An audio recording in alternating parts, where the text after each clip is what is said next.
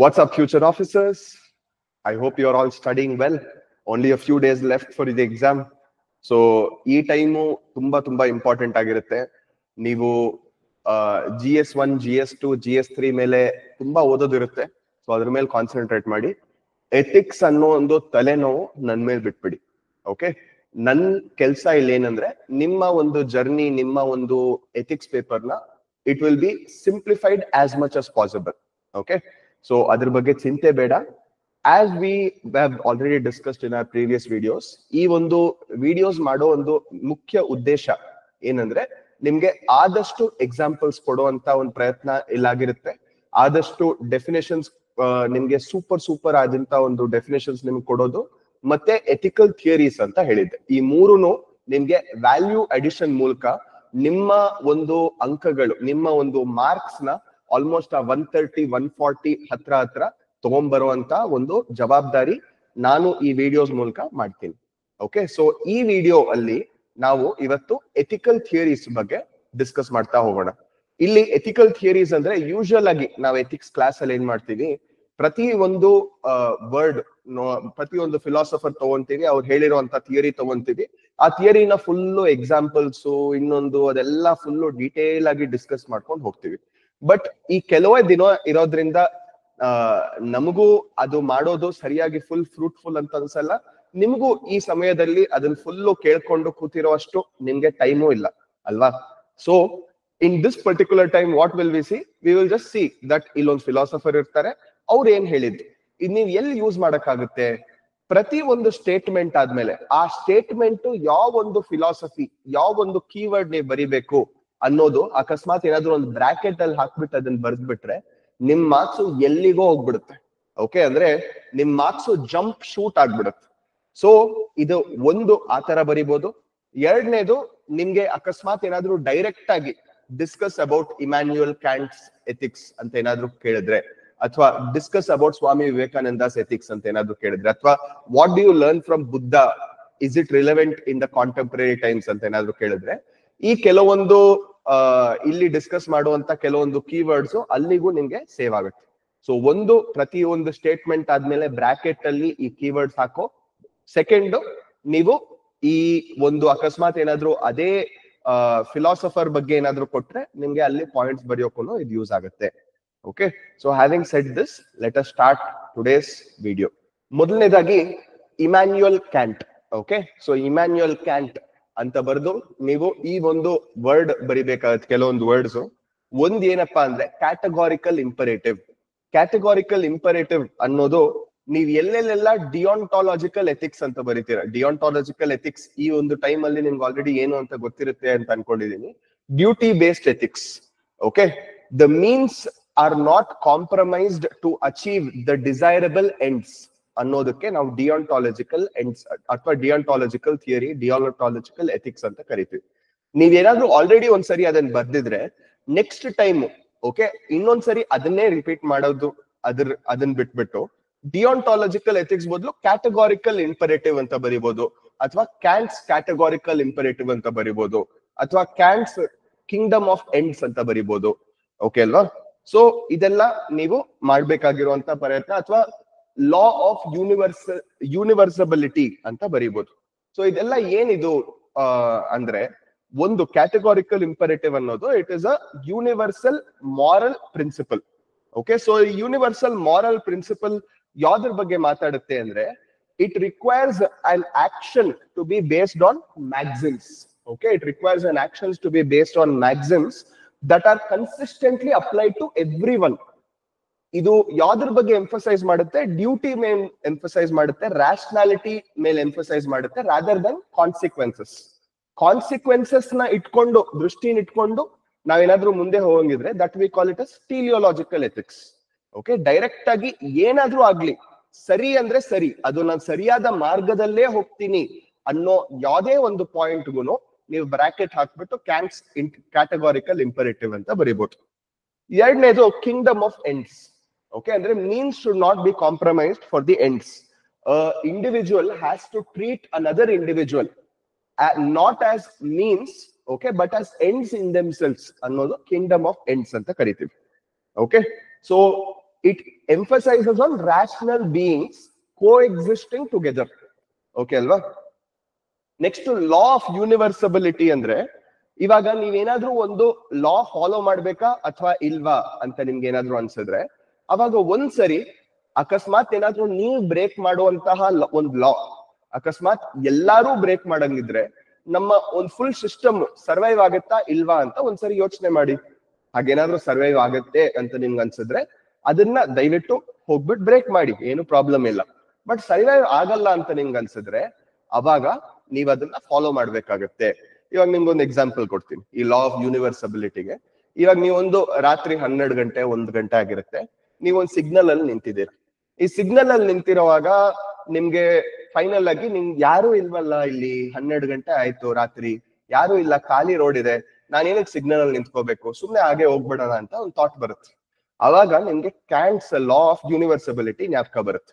ಹಾಗೆ ಬಂದಾಗ ನೀವ್ ಯೋಚನೆ ಮಾಡ್ತೀರಾ, ನಾನ್ ಇವಾಗ ಬ್ರೇಕ್ ಮಾಡೋ ತರ ನಾಳೆ ಪ್ರತಿಯೊಬ್ರು ಬ್ರೇಕ್ ಮಾಡಕ್ ಸ್ಟಾರ್ಟ್ ಮಾಡಿದ್ರೆ, ಯಾರಾದ್ರೂ ಒಬ್ರು ಸ್ಪೀಡ್ ಆಗಿ ಬಂದು ಏನಾದ್ರೂ ಒಂದು ಆಕ್ಸಿಡೆಂಟ್ ಆದ್ರೆ ಈ ಒಂದು ಫುಲ್ ಸಿಸ್ಟಮ್, ಈ ಸಿಗ್ನಲ್ ಅನ್ನೋ ಒಂದು ಸಿಸ್ಟಮ್ ರಾತ್ರಿ ಹೊತ್ತಲ್ಲಿ ಸರ್ವೈವ್ ಆಗತ್ತಾ ಅಂತ. ಅವಾಗ ನಿಮ್ಗೆ ಆನ್ಸರ್ ಸಿಗುತ್ತೆ, ಇಲ್ಲ ಇಲ್ಲ, ಸಿಗ್ನಲ್ ಬರೋವರೆಗೂ ನಾನು ಇಲ್ಲೇ ನಿಂತ್ಕೊಳ್ಳೋದೆ ಕರೆಕ್ಟು ಅಂತ. ಓಕೆ, ಸೊ ಇದನ್ನ ನಾವು ಕ್ಯಾಂಟ್ಸ್ ಲಾ ಆಫ್ ಯೂನಿವರ್ಸಬಿಲಿಟಿ ಅಂತ ಕರಿತೀವಿ. ಓಕೆ, ನೆಕ್ಸ್ಟ್ ಇಲ್ಲಿ ಏನ್ ಕೊಟ್ಟಿದ್ದೀವಿ, 4ನೇದು ಅರಿಸ್ಟಾಟಲ್ಸ್ ಯೂಡೈಮೋನಿಯಾ ಅಂತ ಕರಿತೀವಿ. ಓಕೆ, ಅರಿಸ್ಟಾಟಲ್ ಕೊಟ್ಟಿರುವಂತ ಒಂದು ಇಂಪಾರ್ಟೆಂಟ್ ಡಾಕ್ಟ್ರಿನ್, ಒಂದು ಇಂಪಾರ್ಟೆಂಟ್ ಸಿದ್ಧಾಂತ ಬಂದು ಯೂಡೈಮೋನಿಯಾ ಅಂತ. ಸೊ ಯೂಡೈಮೋನಿಯಾ ಅನ್ನೋದು it is his way of telling how human beings can be happy. Okay, ಅಂದ್ರೆ ಹೇಗ್ ಖುಷಿ ಆಗಿರ್ಬೋದು. ಒಂದು, ನಿಮ್ ಕೈಯಲ್ಲಿ ಆಗಿರುವಂತ ಜವಾಬ್ದಾರಿ ನೀವು ತಗೊಳ್ಳಿ. ಓಕೆ, 2ನೇದು ಪ್ರತಿ ಒಂದು ನಿಮಿಷ, ಪ್ರತಿ ಒಂದು ಸೆಕೆಂಡ್, ಓಕೆ, ಪ್ರತಿ ಒಂದು moment in your life live to the fullest. ನಿಮ್ ಕೈಯಲ್ಲಿ ಯಾವ್ದಕ್ಕೂ ಒಂದು ರಿಗ್ರೆಟ್ಸ್ ಇಟ್ಕೋಬೇಡಿ, ಕಂಟಿನ್ಯೂಸ್ ಆಗಿ ಫುಲ್ಲೆಸ್ಟ್ ಆಗಿ ನೀವು ಬದುಕಿ. ಓಕೆ, ಸೊ ಇದು 2ನೇದು. ಒಂದೇನು ಟೇಕ್ ರೆಸ್ಪಾನ್ಸಿಬಿಲಿಟಿ, 2ನೇದು live life to the fullest of your ability. 3ನೇದು, okay, you have to control what you can control and do not worry about what you cannot control.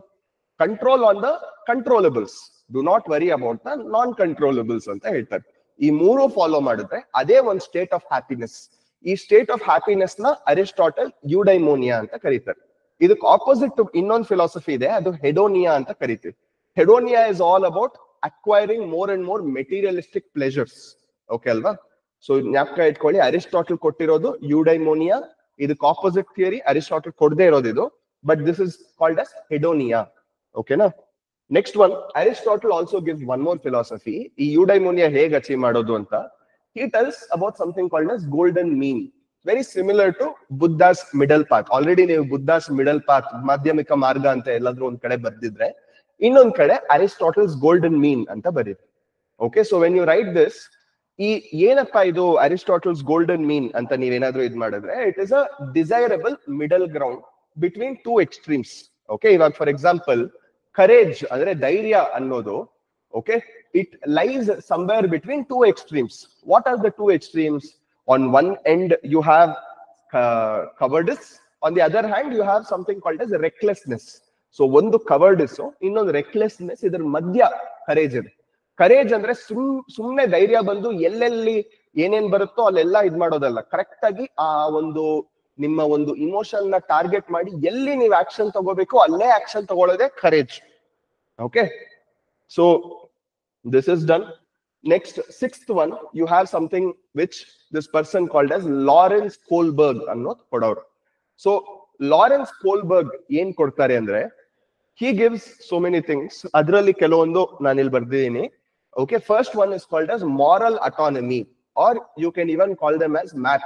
MAP ಅಂದ್ರೆ ಏನು? Moral autonomous principles. Moral autonomous principles.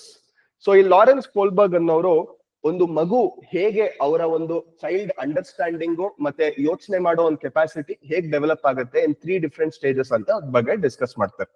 So ಅದರಲ್ಲಿ last stage ಬಂದು moral autonomous principles, ಅಂದ್ರೆ ದೊಡ್ಡವರಾದ್ಮೇಲೆ final ಆಗಿ ಅವರ ಒಂದು conditioning ಇಟ್ಕೊಂಡು, ಅವರ ಒಂದು ಎನ್ಕಲ್ಚರೇಷನ್ ಇಟ್ಕೊಂಡು ಅವರೇ ಒಂದು ಡಿಸೈಡ್ ಮಾಡ್ತಾರೆ.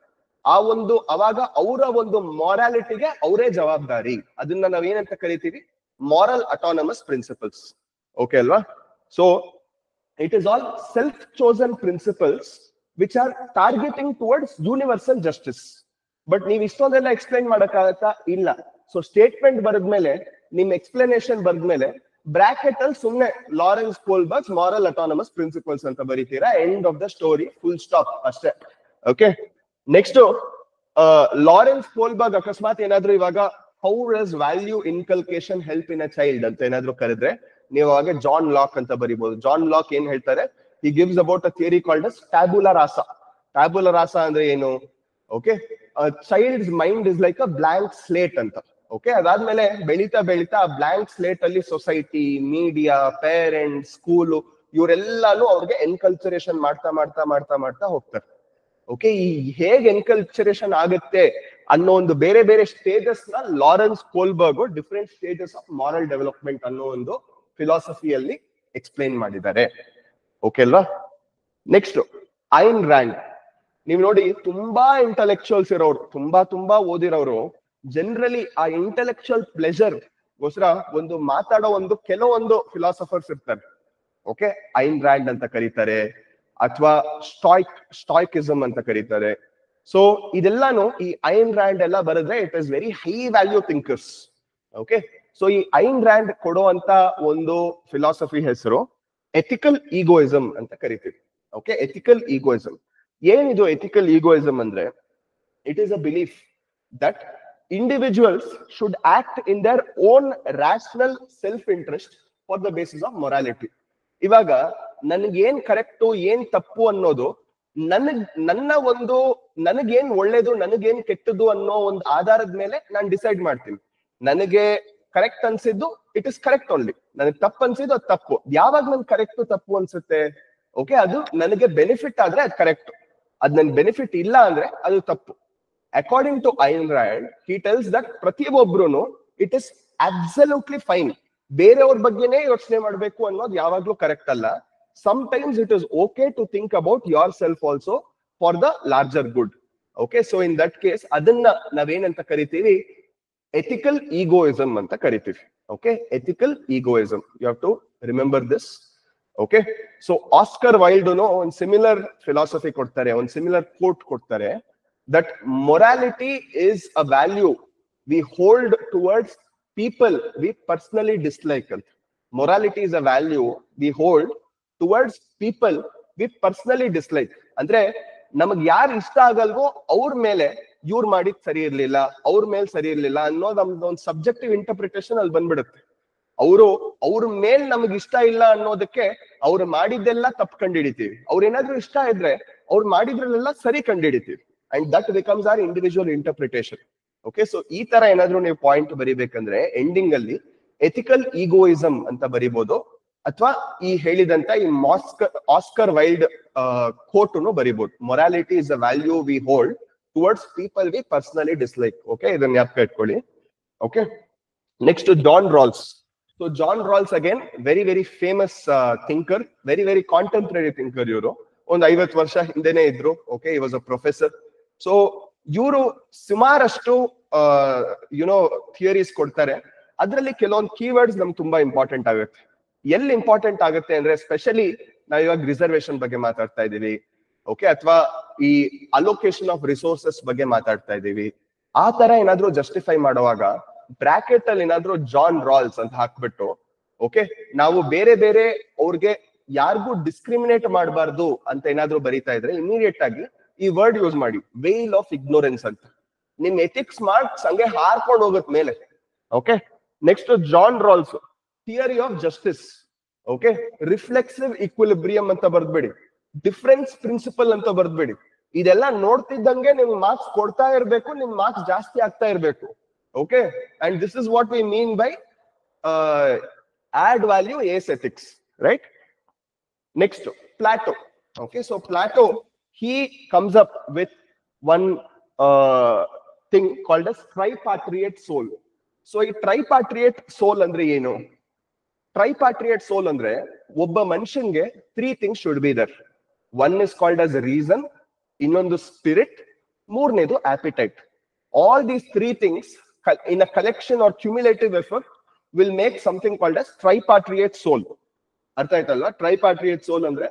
ಸೊ ಈ ಮೂರುನು ಅಂದ್ರೆ reason, spirit, appetite, it governs our human behaviour. ನಾವು ಹೇಗೆ ಬೇರೆಯವ್ರ ಜೊತೆ ಪ್ರವರ್ತನೆ ಮಾಡ್ತೀವಿ ಅಂತ. ಓಕೆ, ಅಂಡ್ ಎಲ್ಲದಕ್ಕಿಂತ ಜಾಸ್ತಿ ಹೈಯೆಸ್ಟ್ ಲೆವೆಲ್ ಅಲ್ಲಿ ಇರೋದು reason. Okay, this is something which you have to remember. Next, Plato ಕೊಡುವಂತ ಇನ್ನೊಂದು ವೆರಿ ವೆರಿ ಇಂಪಾರ್ಟೆಂಟ್, ನೀವು ಖಂಡಿತ ಇದನ್ನ ಯೂಸ್ ಮಾಡ್ಲೇಬಹುದು. ಓಕೆ, ಪ್ಲಾಟೋ ಕೊಡುವಂತ ಒಂದು ಕಾನ್ಸೆಪ್ಟ್ ಫಿಲಾಸಫರ್ ಕಿಂಗ್ ಅಂತ. So what is this philosopher king? Philosopher king is very very simple guys. ನೋಡಿ, philosopher ಅಂದ್ರೆ ಯಾರು ಒಂದು ಕಿಂಗ್. ಕಿಂಗ್ ಅಂದ್ರೆ ಇಲ್ಲಿ ಆಡಳಿತದಲ್ಲಿ ಇರ್ಬೋದು, ಅಂದ್ರೆ ಅಡ್ಮಿನಿಸ್ಟ್ರೇಷನ್ ಅಲ್ಲಿ ಇರ್ಬೋದು, ರಾಜಕೀಯದಲ್ಲಿ ಇರ್ಬೋದು, ಅಂದ್ರೆ ಪಾಲಿಟಿಕ್ಸ್ ಅಲ್ಲಿ ಇರ್ಬೋದು. ಯಾರೇ ಒಂದು spirit of governance or administration ಅಲ್ಲಿ ಇರ್ತಾರೋ ಅವರೇ ಕಿಂಗ್ ಈ ಮಾಡರ್ನ್ ಡೆಮೋಕ್ರಸಿಯಲ್ಲಿ. ಅವರು ಪ್ಲಾಟೋ ಪ್ರಕಾರ ಯಾವ ತರ ಒಂದು ನಾಯಕನಾಗಿರ್ಬೇಕು? he should not just be a normal king, he should be a philosopher king. Philosopher king ಅಂದ್ರೆ ತತ್ವಜ್ಞಾನ. ಓಕೆ, ಸೊ ಈ ತತ್ವಜ್ಞಾನ ಅಂದ್ರೆ he should have a lot of philosophy in him, and that is when he will be able to think on all the directions, and then only he can bring justice ಅನ್ನೋ ಒಂದು ಅಭಿಪ್ರಾಯ ಪ್ಲಾಟೋದಾಗಿತ್ತು. ಈ ಒಂದು concept ನಾವೇನಂತ ಕರಿತೀವಿ? he should be a thinking king, he should think about everybody, he should think about all the principles which are involved, and only a philosopher can do this. ಇದನ್ನ ನಾವು philosopher king ಅಂತ ಕರೀತಾ ಇದ್ರು. ಯಾರು? Plateau. Okay ಅಲ್ವಾ? Okay, next Socrates. Okay, so Socrates ನಾನು of course ಈ order ಅಲ್ಲಿ ಕೊಟ್ಟಿದ್ದೀನಿ. ಮೊದಲು ಅರಿಸ್ಟಾಟಲ್ ಡಿಸ್ಕಸ್ ಮಾಡಿದೆ, ಆಮೇಲೆ ಪ್ಲಾಟೋ, ಆಮೇಲೆ ಸಾಕ್ರೆಟಿಸ್. ಬಟ್ ನಿಮಗೆ ಆರ್ಡರ್ ಗೊತ್ತಿದೆ ಅಂತ ಅನ್ಕೊಂಡಿದ್ದೀನಿ. ಮೊದಲು ಪೈಥಾಗರಸ್ ಬರ್ತಾರೆ, ಆಮೇಲೆ ಪ್ಲಾಟೋ ಬರ್ತಾರೆ, ಆಮೇಲೆ ಐ ಆಮ್ ಸೋ ಸಾರಿ, ಮೊದಲು ಪೈಥಾಗರಸ್, ಆಮೇಲೆ ಸಾಕ್ರೆಟಿಸ್, ಆಮೇಲೆ ಪ್ಲಾಟೋ, ಆಮೇಲೆ Aristotle. So it will go like this. Okay, so Socrates first, ಅದಾದ್ಮೇಲೆ ಪ್ಲಾಟೋ, ಅದಾದ್ಮೇಲೆ Aristotle. Aristotle will be a mentor to a king. Okay, he will be a teacher to a king, that is nothing but Alexander the Great. So that story goes like this. but ಇಲ್ಲಿ ಸುಮ್ನೆ ನೀವು ಬರೆಯಕ್ಕೆ ending ಅಲ್ಲಿ super ಆಗಿ ಒಂದು theory, ಒಂದು philosopher thinker ಮಾತ್ರ ಕೊಡ್ತಾ ಇದ್ದೀನಿ, ಅಷ್ಟು ಮಾತ್ರ ನಿಮ್ಗೆ ಸಾಕು. ಓಕೆ, ಸೊ ಆ ಒಂದು ಅಭಿಪ್ರಾಯದಲ್ಲಿ ಹಿಂಗ್ ಹೋಗ್ತಾ ಇದೀವಿ. ಓಕೆ ಅಲ್ವಾ? So Socrates he will come up with something called as Socratic method ಅಂತ ಹೇಳ್ತೇವೆ. Socratic method ಅಂದ್ರೆ ಇಟ್ಸ್ ಅ ಡೈಲಾಗ್. ಅಂದ್ರೆ ಯಾವುದೇ ಒಂದು ವಿಷಯ ಮಾತಾಡಂಗಿದ್ರು that should not be a monologue, it should be a dialogue ಅಂತ ಅವ್ರು ಹೇಳ್ತಾರೆ. ಆ ಡೈಲಾಗ್ನೇ ಸಾಕ್ರೆಟಿಕ್ ಮೆಥಡ್ ಅಂತ ಕರಿತೀವಿ. ಅಂದ್ರೆ ಯಾವುದೇ ಒಂದು ಕನ್ಕ್ಲೂಷನ್ ರೀಚ್ ಆಗಕ್ ಮೊದಲು ಅದ್ರ ಬಗ್ಗೆ ರೀಸನ್ ಔಟ್ ಮಾಡ್ಬೇಕು, ಅದ್ರ ಬಗ್ಗೆ ಮಾತಾಡ್ಬೇಕು, ಇನ್ನೊಬ್ರ ಒಪಿನಿಯನ್ ತಗೋಬೇಕು. ಆ ಇನ್ಪುಟ್ಸ್ ನ ತಗೊಂಡ್ ಫೈನಲ್ ಆಗಿ ಒಂದು ಸಿಂಥಸಿಸ್ ಆಗುತ್ತೆ. ಅದೇ ಸಾಕ್ರೆಟಿಕ್ ಮೆಥಡ್. ಹಿಂದೂಯಿಸಂ ಅಲ್ಲೂ ಇದನ್ನ ಹೇಳ್ತೀವಿ, ತರ್ಕ ವಿತರ್ಕ, ತರ್ಕ ವಿತರ್ಕ. ಓಕೆ, ನಾನೊಂದ್ ಹೇಳೋದು, ನೀವೊಂದ್ ಹೇಳೋದು, ನಾನೊಂದ್ ಹೇಳೋದು, ನೀವೊಂದ್ ಹೇಳೋದು, ನಿಜ ಅನ್ನೋದು ಮಧ್ಯದಲ್ಲಿ ಎಲ್ಲೋ ಇರುತ್ತೆ. ಅದನ್ನ ಏನಂತ ಕರಿತೀವಿ? Socratic method. ಈ ತರ ಏನಾದ್ರು ಒಂದು ರೀಸನ್ ಬಗ್ಗೆ ಮಾತಾಡುವಾಗ you can use this Socratic method ಅಂತ. ಸೂಪರ್ ಆಗಿರುತ್ತೆ ಬರೆಯುವಾಗ. Okay, next Socrates will use something called virtue as a knowledge. Okay, so ಇವರೆಲ್ಲಾನು ಅಂದ್ರೆ ಸಾಕ್ರೆಟಿಸ್ ಆಗಿರ್ಬೋದು, ಪ್ಲಾಟೋ ಆಗಿರ್ಬೋದು, ಅರಿಸ್ಟಾಟಲ್ ಆಗಿರ್ಬೋದು, ಇವರೆಲ್ಲರೂ ಮಾತಾಡೋ ಒಂದು ಕಾಮನ್ ಥಿಯರಿ ಹೆಸರು ವರ್ಚ್ಯೂ ಎಥಿಕ್ಸ್ ಅಂತ ಕರಿತೀವಿ. ಸೊ ವರ್ಚ್ಯೂ ಎಥಿಕ್ಸ್ ಅಂದ್ರೆ ಏನು? Very very simple. ನೋಡಿ, ಸಾಕ್ರೆಟಿಸ್ ಹೇಳ್ತಾರೆ, ಯಾರಾದ್ರೂ ನಿಮ್ಗೆ ಗೊತ್ತಿದ್ದು ತಪ್ಪು ಮಾಡ್ತಾರಾ? ಇಲ್ಲ. ಅಂದ್ರೆ ಅವ್ರಿಗೆ ನಾಲೆಡ್ಜ್ ಇದ್ರೆ ಅವ್ರು ತಪ್ಪೇ ಮಾಡಲ್ಲ. ಸೊ ನಾಲೆಡ್ಜ್ ಈಕ್ವಲ್ಸ್ ಎಥಿಕ್ಸ್ ಅಂತ ಹೇಳ್ತಾರೆ. ಅದನ್ನೇ he considers knowledge to be a virtue. ಅದಿದ್ರೆ ಯಾರು ತಪ್ಪು ಮಾಡಲ್ಲ ಅಂತ. ಓಕೆ, ಬಟ್ ಎಷ್ಟೊಂದ್ ಜನ ಯಾವ್ದ್ ಸರಿ ಯಾವ್ದ್ ತಪ್ಪು ಅಂತ ಗೊತ್ತಿರುತ್ತೆ, ಆದ್ರೂ ತಪ್ಪು ಮಾಡ್ತಾರೆ. ಅದನ್ನ ಹೇಳೋದು ಪ್ಲಾಟೋ. ಸೊ ಸಾಕ್ರೆಟಿಸ್ ಪ್ರಕಾರ ವರ್ಚ್ಯೂ ಎಥಿಕ್ಸ್ ಏನು? Knowledge as virtue. ಪ್ಲಾಟೋ ಪ್ರಕಾರ it is, remember, WCTJ. Okay, WCTJ ಅಂದ್ರೆ ವೆಲ್ಕಮ್ ತೇಜಸ್ ಅಂತ ನೆನಪಿಟ್ಕೊಳ್ಳಿ. Okay, what is welcome Tejas? W ಅಂದ್ರೆ ವಿಸ್ಡಮ್, C ಅಂದ್ರೆ ಕರೇಜ್, T ಅಂದ್ರೆ ಟೆಂಪರೆನ್ಸ್, J ಅಂದ್ರೆ ಜಸ್ಟಿಸ್. WCTJ. ಓಕೆನಾ? ಯಾಕೆ ಇಟ್ಕೊಳ್ಳಿ. ಇದನ್ನ ಯಾರು ಹೇಳೋದು? ಇದನ್ನ ವರ್ಚ್ಯೂ ಎಥಿಕ್ಸ್ ಅಂತ ಯಾರು ಹೇಳೋದು? ಪ್ಲಾಟೋ ಹೇಳ್ತಾರೆ. ಓಕೆ ಅಲ್ವಾ? So wisdom, courage, temperance, justice. ಅಂದ್ರೆ ವಿಸ್ಡಮ್ ಅಂದ್ರೆ ನನಗೆ ಗೊತ್ತು ಏನ್ ಕರೆಕ್ಟ್ ಆಗಿದೆ ಅಂತ. ಇವಾಗ ಯಾರೋ ಅಲ್ಲಿ ಏನೋ ಡೊಮೆಸ್ಟಿಕ್ ವೈಲೆನ್ಸ್ ಮಾಡ್ತಾ ಇದ್ದಾರೆ, ಆ ಡೊಮೆಸ್ಟಿಕ್ ವೈಲೆನ್ಸ್ ಮಾಡೋದು ತಪ್ಪು ಅಂತ ನನಗೆ ಗೊತ್ತು. ಬಟ್ ಬರೀ ನಾನು ನಾಲೆಡ್ಜ್ ಇಟ್ಕೊಂಡು ನನಗೆ ಧೈರ್ಯನೇ ಇಲ್ಲ ಅಲ್ಲಿ ಹೋಗಿ ಕನ್ಫ್ರಂಟ್ ಮಾಡಕ್ಕೆ ಅಂದ್ರೆ ನಾನು ಹೋಗ್ಬಿಟ್ಟು ಅಲ್ಲಿ ಕನ್ಫ್ರಂಟೇ ಮಾಡಲ್ಲ ಅಲ್ವಾ? ಸೊ ಎರಡನೇ ಕ್ವಾಲಿಟಿನೂ ಬೇಕು ಅಂತ ಪ್ಲಾಟೋ ಹೇಳ್ತಾರೆ. That is called as courage. ಮೂರನೇದೇನು? ಟೆಂಪರೆನ್ಸ್. ಓಕೆ, ಅಂದ್ರೆ ತುಂಬಾ ಹಾರ್ಶ್ ಆಗಿ ಆಕ್ಟ್ ಮಾಡಬಾರ್ದು, ತುಂಬಾ ಒಂಥರ ಕವರ್ಡ್ಲಿ ಆಗಿ ಇರಬಾರ್ದು. ಒಂದು ಮಧ್ಯದಲ್ಲಿ ಒಂದು ಸ್ಟೇಬಲ್ ಮೈಂಡ್ ಇರ್ಬೇಕು. ಅದನ್ನೇ ನಾವು ಟೆಂಪರೆನ್ಸ್ ಅಂತ ಕರಿತೀವಿ. ಓಕೆ, ಜಸ್ಟಿಸ್ ಅಂದ್ರೆ ನ್ಯಾಯಪೂರ್ವಕವಾಗಿ. Okay, so you have to go according to what is owed to a person, right? So this is called as WCTJ. ಅರ್ಥ ಆಯ್ತಲ್ವಾ? So Socrates, virtue as knowledge. Next one, Confucius. So Confucius, you all know, okay, who is Confucius? Okay, very famous philosopher. So ಅವರು ಕೊಡುವಂತ ಒಂದು word ರೆನ್ ಅಂತ ಜ್ಞಾಪಕ ಇಟ್ಕೊಳ್ಳಿ. ರೆನ್ ಅಂದ್ರೆ ಬೆನೆವಲೆನ್ಸ್. Okay ಅಲ್ವಾ? ಅಂಡ್ ಹಾಗೆ ಕಾನ್ಫ್ಯೂಷಿಯಸ್ ಕೊಡೋ ಇನ್ನೊಂದು ಫಿಲಾಸಫಿ ಹೆಸರು ಲೀ ಅಂತ. ಸೊ ಲೀ ಅಂದ್ರೆ rituals and proprietary. Okay, so rituals and proprietary. So ren ಅನ್ನೋದು it is a core philosophy of human heartedness. Okay, core philosophy of compassion, core philosophy of what you call as altruism. Okay ಅಲ್ವಾ? So ಇದೆಲ್ಲಾನು ಒಂದು moral character ನ central ಆಗಿ ಇಟ್ಕೊಂಡು ಮಾಡೋದನ್ನ ನಾವು ರೆನ್ ಅಂತ ಕರಿತೀವಿ. Okay, so you can use this. ಸೊ ಇದು ನಮ್ಮ ಒಂದು ಎಥಿಕಲ್ ಇಂಟ್ರಾಕ್ಷನ್ಸ್ ಮತ್ತೆ ಹಾರ್ಮನಿನ ಫಾಸ್ಟರ್ ಮಾಡಕ್ಕೆ ಯೂಸ್ ಮಾಡ್ತೀವಿ. ಹಾಗೆ ನಮ್ಮ ಒಂದು ಪ್ರಾಪರ್ ಬಿಹೇವಿಯರ್ ಏನಿದೆ, ರಿಚುವಲ್ಸ್ ಏನಿದೆ, ಎಟಿಕೇಟ್ ಏನಿದೆ, ಇದನ್ನು ತುಂಬಾ ಇಂಪಾರ್ಟೆಂಟ್. ಏನಕ್ಕೆ? ಸೋಷಿಯಲ್ ಬಿಹೇವಿಯರ್ ನ ಕರೆಕ್ಟ್ ಆಗಿ ಇಟ್ಕೊಳಕ್ಕೆ. ಇದನ್ನ ನಾವು ಲೀ ಅಂತ ಕರಿತೀವಿ. So ren as told by Confucius, li as told by Confucius ಅಂತ ಬರುತ್ತೆ. ಇವಾಗ ಫಾರ್ ಎಕ್ಸಾಂಪಲ್ ಮೊರಾಲಿಟಿನ ನಾವು ರೆನ್ ಅಂತ ಕರಿಬಹುದು, ಎಥಿಕ್ಸ್ ನ ನಾವು ಲೀ ಅಂತ ಕರಿಬಹುದು ಅಕಾರ್ಡಿಂಗ್ ಟು ಕಾನ್ಫ್ಯೂಷಿಯಸ್. ಓಕೆ ಅಲ್ವಾ? Next, Jean Jacques Rousseau. Okay, so ಈ ರೂಸೋ ಏನ್ ಮಾಡ್ತಾರೆ? Jean Jacques Rousseau. Okay, so he will give something which is a very famous theory called as social contract theory. So ಈ social contract theory ಅಂದ್ರೆ basically ಏನಾಗುತ್ತೆ? Individuals will agree to give up so many of their rights. They will surrender their freedom to a collective authority. ಈ collective authority ನ ಏನಂತ ಕರಿತೀವಿ? State ಅಂತ ಕರಿತೀವಿ. Okay, ಏನಕ್ಕೆ ನಾವು ಸರೆಂಡರ್ ಮಾಡ್ಬೇಕು ನಮ್ಮ ಒಂದು ಫ್ರೀಡಮ್, ನಮ್ಮ ಒಂದು ರೈಟ್ಸ್ ನ? Okay, ultimately for mutual benefit. ಏನಕ್ಕಂದ್ರೆ ಯಾರು nobody should harm another person ಅಂತ, and at the same time for the protection. Okay, so because of this it is going to justify the political authority which is based on consent ಅಂತ ನಾವು ಕರಿಬಹುದು. So remember, Rousseau's social contract theory is where we are surrendering our rights for them to take that particular thing and then deliver justice, and it kind of justifies a state being a authoritarian regime. Okay, ಅದೇ hobs ಹೇಳ್ತಾರೆ, ಅವರು social contract ಬಗ್ಗೆನೇ ಹೇಳ್ತಾರೆ, Thomas hobs. Okay, but ಇಲ್ಲಿ ಯಾವುದೇ ಒಂದು piece ನ ensure ಮಾಡಕ್ಕೆ ತುಂಬಾ ಒಂದು ಸ್ಟ್ರಾಂಗ್ ಸೆಂಟ್ರಲೈಸ್ಡ್ ಗವರ್ಮೆಂಟ್ ಬೇಕು. ಅವ್ರು ಹೇಳಿದ್ದೆಲ್ಲ ನಡಿಬೇಕು. ಅಂಡ್ ಕೆಲವೊಂದ್ಸರಿ ಗವರ್ಮೆಂಟ್ ಕೆಲವೊಂದ್ಸರಿ ಫಿಯರ್ ತರಕ್ಕೆ ಕೆಲವೊಂದು ಪ್ರಿನ್ಸಿಪಲ್ಸ್ ಆಗಿರ್ಲಿ, ಕೆಲವೊಂದು ಆಕ್ಷನ್ಸ್ ಆಗಿರ್ಲಿ ಮಾಡ್ಲೇಬೇಕು ಅಂತ ಹೇಳ್ತಾರೆ. ಓಕೆ, ಸೊ ಇದನ್ನ ನಾವು ಈ ತರ ಒಂದು state which is based on fear, which is based on authoritarian regime, which is based on a dictatorial regime, which is based on strong oppressive leaders, is called as a Leviathan state. ಯಾವತ್ತಾದ್ರೂ okay answer ಬರೆಯುವಾಗ ಇನ್ನೊಂದ್ ಸ್ವಲ್ಪ ದಿನದಲ್ಲಿ you can write something, ಏನಾದ್ರೂ criticism ಅದು ಇದು, it will lead to a Leviathan state ಅಂತ ಬರೀಬಹುದು. ಅದೊಂದು particular point. Next, Jeremy Bentham. Okay, Jeremy Bentham. So Jeremy Bentham will talk about something called as hedonistic calculus. Hedonistic calculus ಅಂದ್ರೆ ನೋಡಿ, ultimately ನಾವು ಏನೇ ಆಕ್ಷನ್ ಮಾಡ್ಲಿ, ಏನಕ್ಕೆ ಮಾಡ್ತೀವಿ?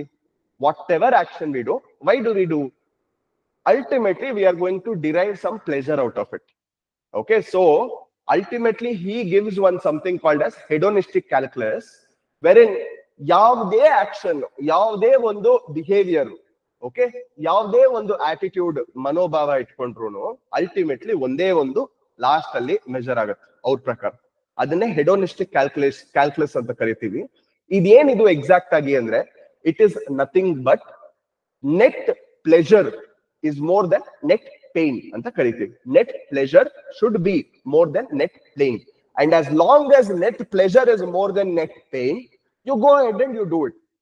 If in case the net pain is more than the net pleasure, adanna madabedi anta helodu ee ondu hedonistic calculus.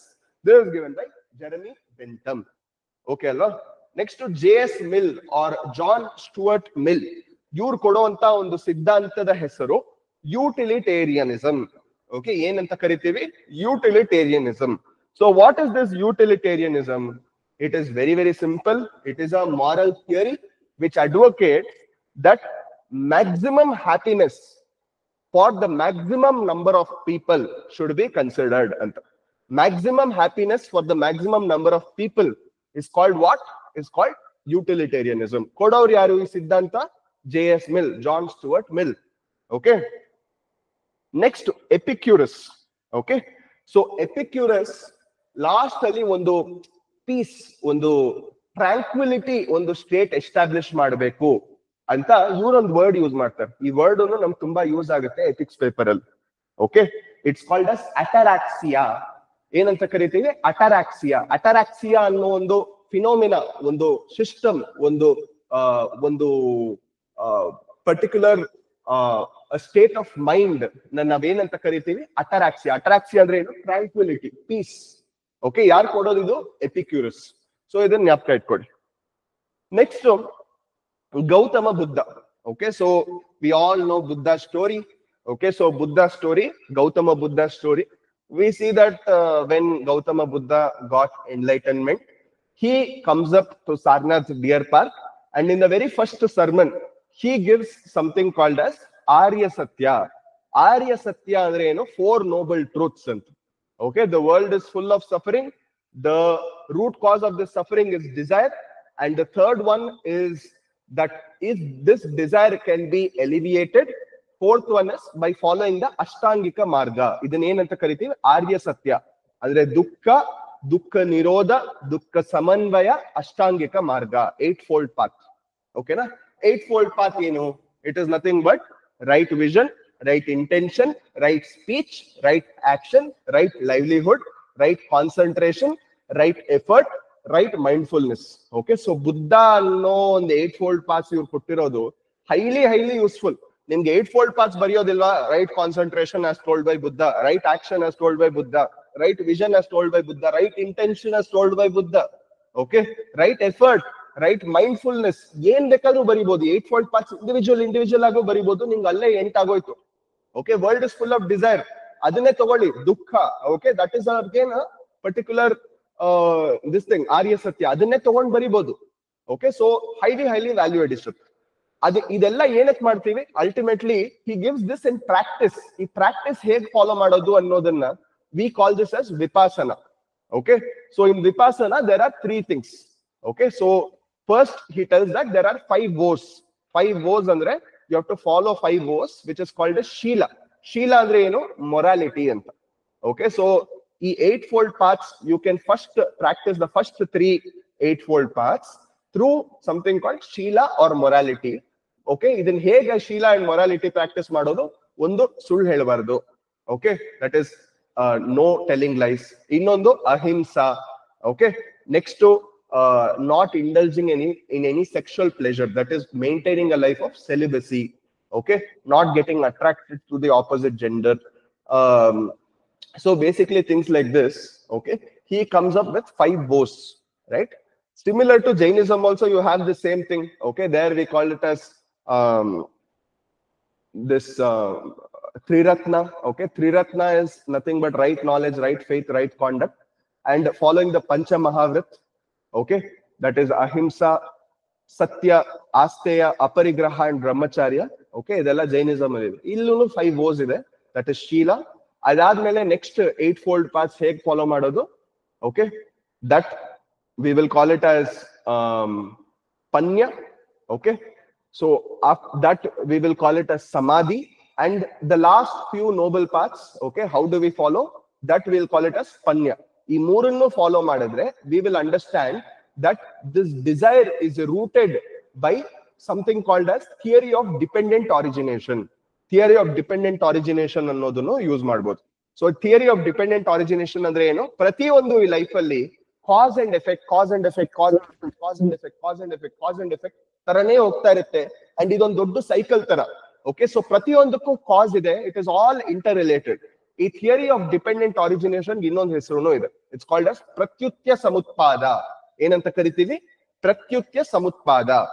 Okay, so with ಪ್ರತ್ಯುತ್ಯ ಸಮುತ್ಪಾದ ಇದನ್ನ ರಿಯಲೈಸ್ ಮಾಡಿದ್ಮೇಲೆ ಈ ವಿಪಾಸನ ಮಾಡ್ತಾ ಮಾಡ್ತಾ finally we will realise that everything is momentary, everything is passing, everything is a flux. Okay, ಇದನ್ನ ನಾವು ಅನಿತ್ಯವಾದ ಆರ್ ಕ್ಷಣಿಕವಾದ ಅಂತ ಕರಿತೀವಿ. Okay, so these are certain things you can hold from Buddhism. Okay, next one, Mahatma Gandhiji. Okay, and of course he gives the theory of middle path. ಅಂದ್ರೆ ಯಾವುದೇ ಒಂದು instrument ಎಷ್ಟು ಜೋರಾಗಿ ಪ್ಲೇ ಮಾಡ್ತೀವಿ ಅಂದ್ರೆ it should not break the strings also, and at the same time ಎಷ್ಟು light ಆಗಿ play ಮಾಡಿದ್ರೆ ಮ್ಯೂಸಿಕ್ ಬರಲ್ಲ. ಆ ತರ ಮಾಡೋದು ತಪ್ಪು, ಜೋರಾಗಿ ಇದ್ ಮಾಡೋದು ತಪ್ಪು. ಕರೆಕ್ಟ್ ಆಗಿ ಮಿಡಲ್ ಆಗಿ ಬಾರಿಸಿದ್ರೇನೆ ಆ ಒಂದು ಇನ್ಸ್ಟ್ರೂಮೆಂಟ್ ಅಲ್ಲಿ ಮ್ಯೂಸಿಕ್ ಬರೋದು. Okay, next Mahatma Gandhiji. Again so many theories he gives. Okay, one is this theory of trusteeship ಅಂತ ಹೇಳ್ಬೋದು, ಗಾಂಧೀಜಿ ತಲಿಸ್ಮಾನ್ ಅಂತ ಹೇಳ್ಬೋದು, ಗಾಂಧೀಜಿ 7 sins ಅಂತ ಹೇಳ್ಬೋದು. Okay, and you can even say Gandhiji's bread owner concept ಅಂತ ಹೇಳ್ಬೋದು, ಗಾಂಧೀಜಿಸ್ ಅಹಿಂಸಾ ಅಂತ ಹೇಳ್ಬೋದು, ಗಾಂಧೀಜಿ ಸತ್ಯಗ್ರಹ ಅಂತ ಹೇಳ್ಬೋದು, ಗಾಂಧೀಜಿ ಸರ್ವೋದಯ ಅಂತ ಹೇಳ್ಬೋದು, ಗಾಂಧೀಜಿಸ್ ಅಂತ್ಯೋದಯ ಅಂತ ಹೇಳ್ಬೋದು. Okay, Gandhiji's idea of secularism ಅಂತ ಹೇಳ್ಬೋದು, ಗಾಂಧೀಜಿಸ್ ಐಡಿಯಾ ಆಫ್ ಹರಿಜನ್ ಅಂತ ಹೇಳ್ಬೋದು. ಓಕೆ, and religious harmony ಅಂತ ಹೇಳ್ಬೋದು. So he was almost like a philosopher only. He might be only 100 years back he was there, but he is a very great philosopher who's given many good theories for us to use in our ethics paper. Okay, next to Rabindranath Tagore. Okay, so Rabindranath Tagore gives one concept of something called as universal humanism. Universal humanism. Okay, so what is this universal humanism? He tells that all the humanity is one. So we should try to encompass that everybody are one. All religions will ultimately come to meet in the same place. Okay, and ultimately humanity is the greatest virtue which one person can carry. Idinna avaru universal humanism anta karitivi. Okay, so this universal humanism is nothing but he emphasizes on creativity, he emphasizes on freedom. Okay, ಮತ್ತೆ he emphasizes on mutual respect for each other. So ಇದನ್ನ ಜ್ಞಾಪಕ ಇಟ್ಕೊಳ್ಳಿ. Okay, universal humanism is a philosophy where differences are not just tolerated but it is celebrated. Okay, where differences are not just tolerated but it is celebrated. Okay alva? Next, okay, Swami Vivekananda. So ಇವ್ರು ಎಷ್ಟೊಂದು philosophies ಕೊಡ್ತಾರೆ. I'll just mention a few of them. Okay, so one thing he talks about is called as Daridro Narayana Hari. Okay, Daridro Narayana Hari. Daridro Narayana Hari andre you see the God in the lame, you see the God in the blind, you see the God in the poor person, and if you serve all these people who are most downtrodden, you are serving God because Jiva is Shiva anta helodu. ಇದನ್ನ ನಾವೇನಂತ ಕರಿತೀವಿ? ದರಿದ್ರೋ ನಾರಾಯಣ ಹರಿ ಅಂತ ಕರಿತೀವಿ. Swami Vivekananda he gives a lot of emphasis to education. Okay, moral education. And apart from this he tells that the West can learn from the East. ಏನ್ ಕಲಿಬಹುದು? They can learn spiritualism. The East can learn materialism from the West. And ಇದರ ಮಧ್ಯ you have spiritual growth ಅಂತ ಹೇಳ್ತಾರೆ. Okay, and very famous religious tolerance ಬಗ್ಗೆ his speech in Chicago. Okay, highly famous. And apart from this, you also see that he was inspired by Yama and Nachiketa's story.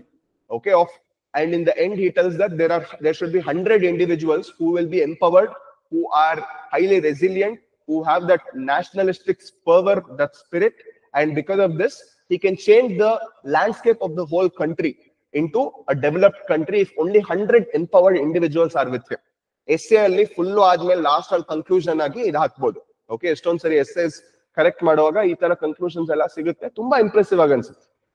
Okay, so apart from this he also tells that ಎಲ್ಲಾ ನದಿಗಳು, okay, ಧರ್ಮದಂತಹ ಎಲ್ಲಾ ನದಿಗಳು, ಎಲ್ಲಾ ಧರ್ಮದ ಬೇರೆ ನದಿಗಳು ultimately ಬಂದು ಒಂದೇ ಒಂದು ಸಾಗರಕ್ಕೆ ಜೋಡಿಸ್ಕೊಳ್ಳುತ್ತೆ ಅಂತ. Okay, so all rivers of different faith will ultimately come and meet one ocean. Okay, meet the sea of something called as humanity. Okay, so you can write this.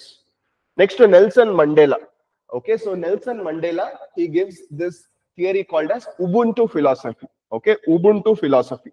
So Ubuntu ಅನ್ನೋದು it's a South African doctrine. Nelson Mandela ಕೊಟ್ಟಿರುವಂತ philosophy ubuntu philosophy. ಏನಂತ ಕರಿತೀವಿ? Ubuntu philosophy. ಏನಿದು ubuntu? It is a South African doctrine which expresses interconnectedness. It emphasizes compassion.